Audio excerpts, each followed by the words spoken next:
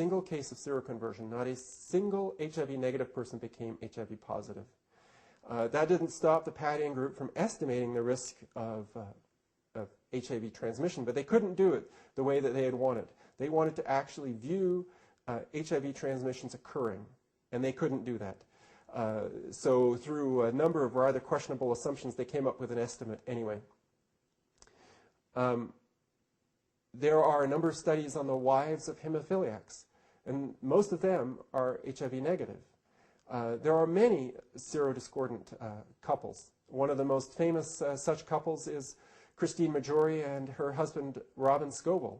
They have been together for 10 years. She has been positive for most of that time, although some of her tests have been negative and indeterminate. Robin Scoble is still HIV negative. How can one partner in a monogamous relationship remain HIV negative for so long in the face of unprotected sex? One of the tactics of the establishment is always to try to personalize their enemy as a single person. And in many cases, that single person has been Dr. Peter Duesberg. They have said, here is a one isolated, discredited scientist. Nobody believes him anymore. He was wrong. He won't admit it. We don't know what's wrong with him. He was once a great scientist. This is what they will say. What they don't tell you is there are actually thousands of scientists who have questioned the connection between HIV and AIDS. On a website that I manage, I have had a list put together of almost 2,500 scientists, doctors, academics, writers, and other people of some accomplishment who have questioned the connection between HIV and AIDS. Some of those people include Kary Mullis. He won the Nobel Prize for Chemistry in 1993 for inventing the polymerase chain reaction. PCR is what's used in the viral load test. Does Kary Mullis, the Nobel laureate, believe in the viral load test? No. He wrote the foreword for Dr. Peter Duesberg's book in 1996. Some of the other high-profile dissidents are Rodney Richards, who was one of the founding scientists with Amgen, one of the biggest biotech companies in the world. He worked with Abbott on some of the early HIV test development. He no longer believes in the HIV tests. Another group of scientists who are very important are what is known as the Perth Group, a group of scientists originally all in Perth, Australia, but the group has expanded a little bit since then. These are the first scientists to really delve into the accuracy of HIV tests. They have done a tremendous amount of work, including peer-reviewed and popular articles on what's wrong with the HIV tests. What does validation of an HIV test mean? The medical establishment has put all their eggs into one basket, and this basket is the infectious theory of HIV and AIDS. They've spent billions of dollars on research, on public health programs, on their own salaries, on all kinds of things. Billions and billions of dollars have been spent on this infectious theory.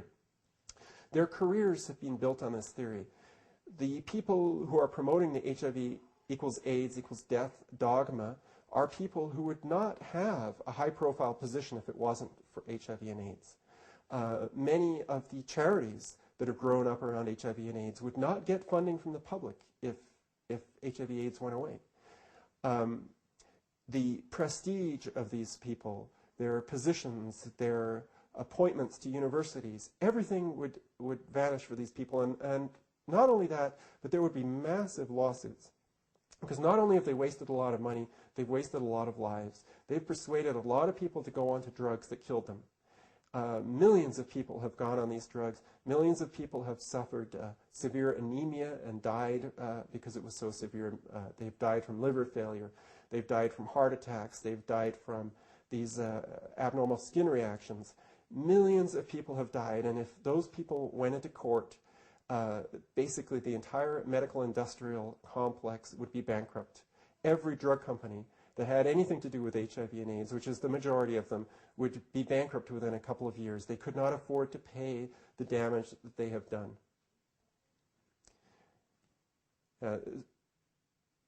The media has played an incredibly large role in the persistence of the HIV/AIDS theory. Peter Duesberg relates many situations where he was invited to be interviewed by major news outlets, and it was canceled at the last minute. And instead of Peter Duesberg, viewers would have seen Tony Fauci from the National Institute of Health, or one of the other big mainstream AIDS advocates. The media has a really big problem, and I think it stems from the fact that most journalists are not really highly educated in science.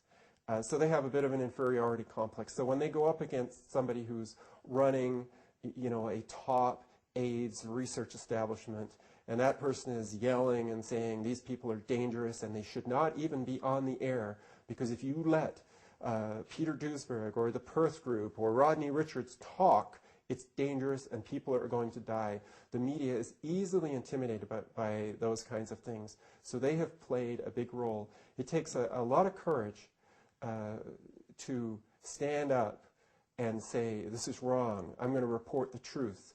And the truth is that if you're a journalist who says, I'm going to report the truth in today's market where a few very powerful people control the media outlets in most countries, you'll lose your job.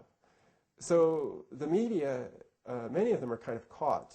If they know the truth, they can't tell it. If they do tell it, they lose their job, and then they can't tell it because they're no longer a member of the media. Another set of organizations that have played a huge role in AIDS are the AIDS activists and groups. This started amongst the gay community when they said, we want drugs to cure this viral infection.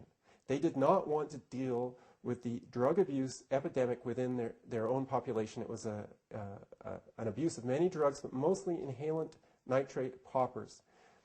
They had a choice. They could either deal with the drug abuse or they could blame it on their promiscuity. And they chose to say, we're promiscuous, but we're not drug users. Instead of looking at what's the truth. The truth is that they were using dangerous drugs and that their promiscuity was not really such a big problem. But these groups managed to shut off the whole discussion of drug use amongst gay men. And of course, we know that IV drug users are obviously using drugs as well. But amongst the gay community, the issue of are these drugs dangerous was not allowed to be discussed. And if somebody outside the community tried to discuss it, they were accused of being homophobic. So the leaders of the gay community have played a large role in maintaining the viral epidemic theory and in maintaining the fiction that drugs were the only solution for AIDS.